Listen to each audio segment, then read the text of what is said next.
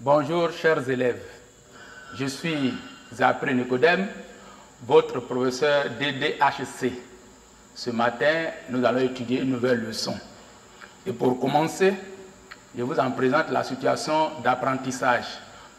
Suite à un contrôle qu'il a effectué au sein de son établissement, le proviseur a constaté que des robinets sont restés ouverts après usage. En vue de prévenir des tensions qui pourraient naître de ce gaspillage d'eau, il convie tous les personnels de l'école à une réunion d'échange afin de les sensibiliser aux règles de gestion rationnelle de l'eau, à leur importance et à leur application. Dans notre situation d'apprentissage ici, il s'agit de gaspillage d'eau au sein d'un établissement scolaire, ce qui pourrait, comme on l'a dit, occasionner des tensions au sein de l'école. Il peut s'agir de coupures d'eau qui va entraîner certainement des mécontentements au sein de l'école. Donc le proviseur convie tous les personnels à une réunion pour les sensibiliser sur les règles de gestion de l'eau au sein de son école. Nous allons donc étudier la leçon numéro 13, intitulée « La gestion rationnelle de l'eau et la sauvegarde de la paix sociale ». Pour commencer, nous allons définir la gestion rationnelle de l'eau. Que faut-il comprendre par gestion rationnelle de l'eau? La gestion rationnelle ou l'utilisation rationnelle de l'eau est l'ensemble des attitudes et comportements qui visent à éviter le gaspillage de l'eau. Après donc cette définition, nous allons voir les actions de gestion rationnelle de l'eau. Elle se situe à plusieurs niveaux. Au niveau de la famille, recueillir de l'eau dans un verre pour se brosser les dents, refermer le robinet après usage, refermer le robinet de la douche pendant qu'on se frotte avec l'éponge, recueillir de l'eau dans un récipient pour laver la voiture, recueillir et stocker l'eau de pluie dans des récipients pour divers besoins domestiques, par exemple l'arrosage de la pelouse, réparer à temps les robinets et les canalisations défectueux. Voilà donc les éléments qu'on peut retenir au niveau de la famille. Au niveau de l'école, refermer le robinet après usage, entretenir les points d'eau, signaler à temps les robinets et les canalisations défectueux. Enfin, au niveau de la communauté, informer la société de distribution d'eau des canalisations endommagées. Éviter de vandaliser les installations de distribution d'eau. Et enfin, éviter de polluer les retenues d'eau. Après donc ces différentes actions, nous allons vérifier si vous avez bien compris et pour cela, je vous présente un exercice d'application. Vous suivez donc avec moi. Dans la liste suivante, souligne les comportements conformes aux règles de gestion rationnelle de l'eau. A. Pratiquer la pêche à l'aide de produits chimiques. B. Utiliser l'eau du puits pour arroser le jardin. C. Déverser les eaux usées dans le marigot. D. Réparer la chasse d'eau défectueuse. E. Signaler la rupture d'une canalisation à la société de distribution de l'eau. Vous avez quelques instants pour traiter cet exercice et nous passerons tout à l'heure à sa correction.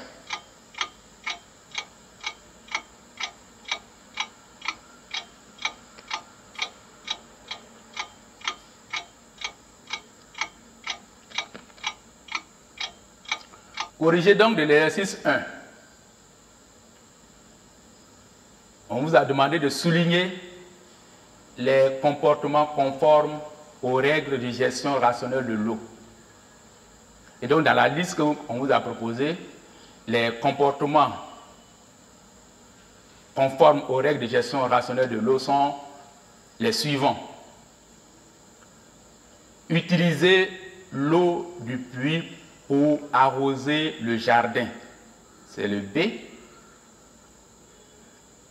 D. Réparer la chasse d'eau défectueuse. E. Signaler la rupture d'une canalisation à la société de distribution de l'eau. Voilà donc les 3 bonnes réponses qu'il fallait souligner. La réponse B, la réponse D et la réponse E. Ok.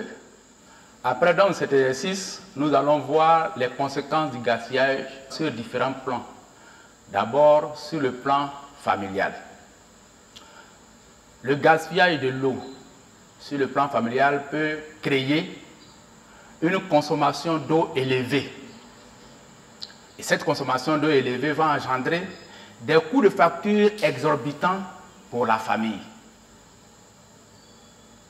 Cela également va entraîner des dépenses supplémentaires pour la famille.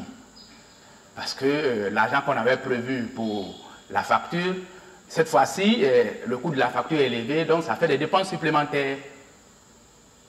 Et si on n'arrive pas à faire face à ces coûts de facture élevés, cela va engendrer l'interruption de la fourniture en eau.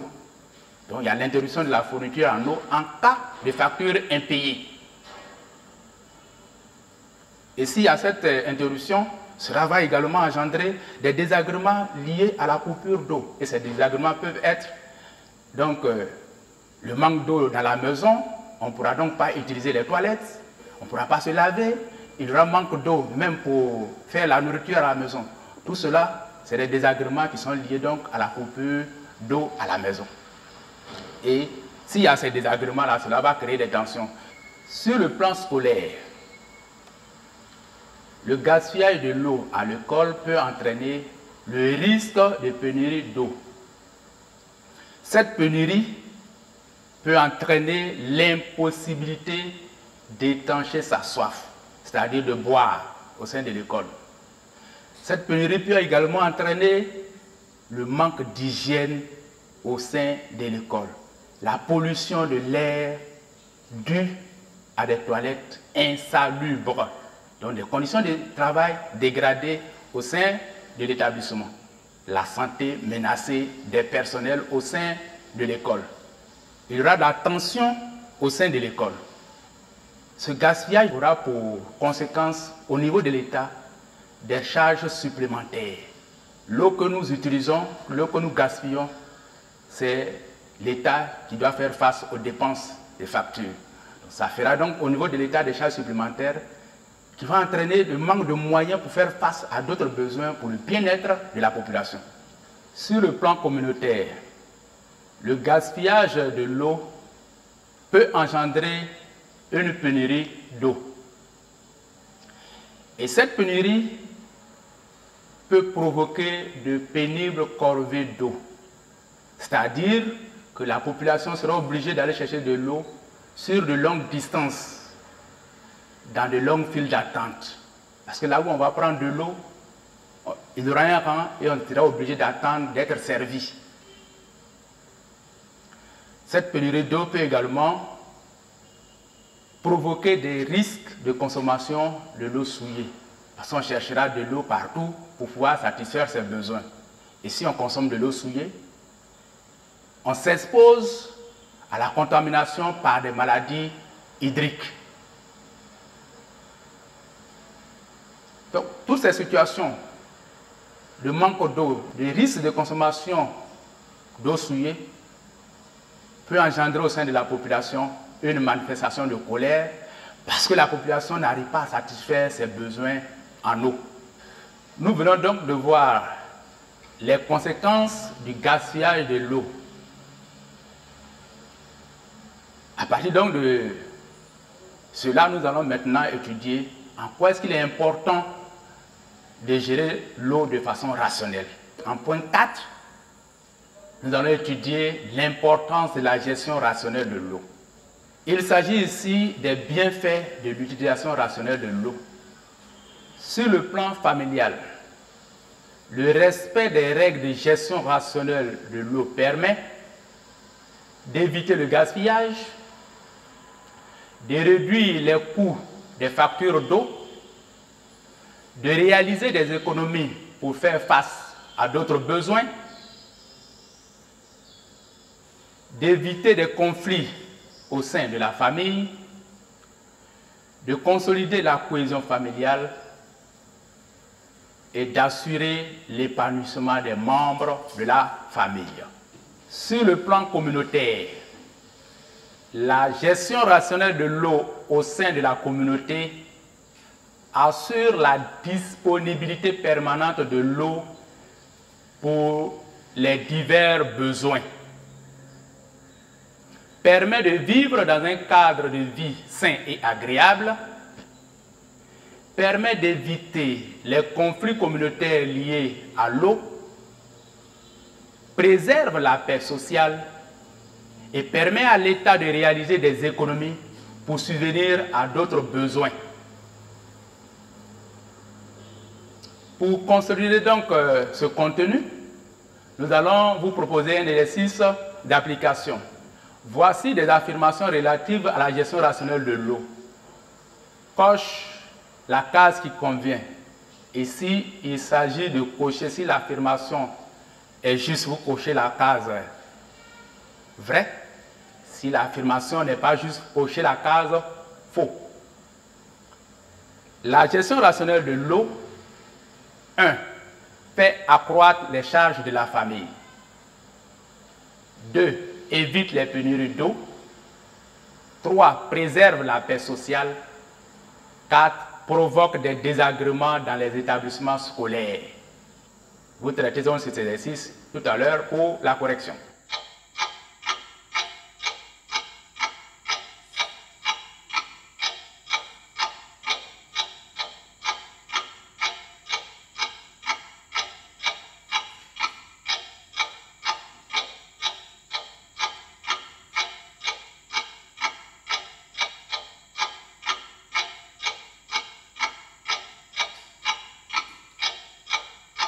Nous passons donc au corrigé de l'exercice 2. La gestion rationnelle de l'eau, 1. Fait accroître les charges de la famille. Faux. Évite les pénuries d'eau. Vrai. Préserve la paix sociale. Vrai. Provoque des désagréments dans les établissements scolaires. Faux. Nous sommes pratiquement à la fin. Que faut-il retenir de cette leçon? Il faut retenir ceci. L'eau, source de vie, est indispensable à toutes les activités humaines. Sa gestion rationnelle permet d'assurer l'approvisionnement régulier des populations en eau potable afin d'éviter des conflits au sein de la famille, dans la communauté et entre des États. Elle contribue donc à la cohésion sociale et à la préservation de la paix. Pour terminer, nous vous proposons donc une situation d'évaluation. Au cours d'une promenade dans votre quartier avec ton ami, vous voyez une canalisation d'eau dénudée qui est endommagée par des véhicules. Et depuis des jours, l'eau continue de couler. Interpellé par cette situation, tu consultes ton camarade en vue d'en informer la société de distribution d'eau, mais il te répond qu'il ne fallait pas s'inquiéter car c'est l'État qui paye. À 1, identifie le problème posé.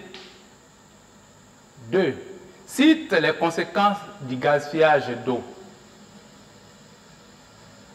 2 conséquences au niveau familial, 2 conséquences au niveau communautaire. 3. Justifie ta décision en faveur de la gestion rationnelle de l'eau. Traitez donc cette situation d'évaluation, puis nous allons passer tout à l'heure à la correction.